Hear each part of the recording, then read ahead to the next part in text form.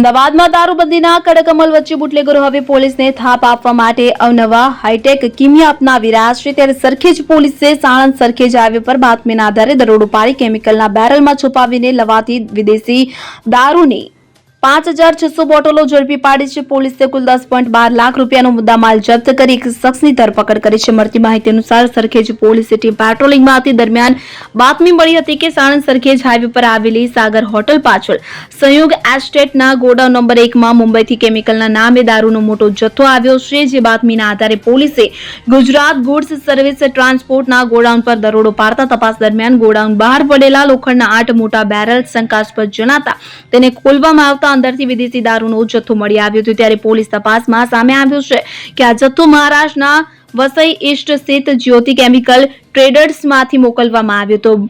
બિલ્ટી અને દસ્તાવેજોમાં વીવી કેમિકલ્સના નામે પીયુ હાર્ડનર કેમિકલ હોવાનું દર્શાવવામાં આવ્યું હતું। આ માલ અમદાવાદના સરખેજ થઈને ગાંધીનગર મોકલવાનું મોટું ષડયંત્ર હતું।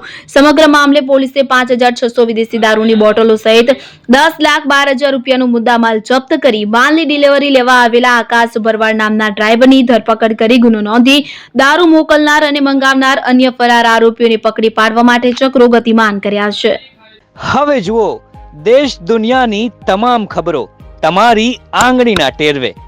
ઉઠાવો મોબાઈલ અને ગૂગલ પ્લે સ્ટોર પરથી ડાઉનલોડ કરો અમારી CN24 ન્યૂઝ મોબાઈલ એપ।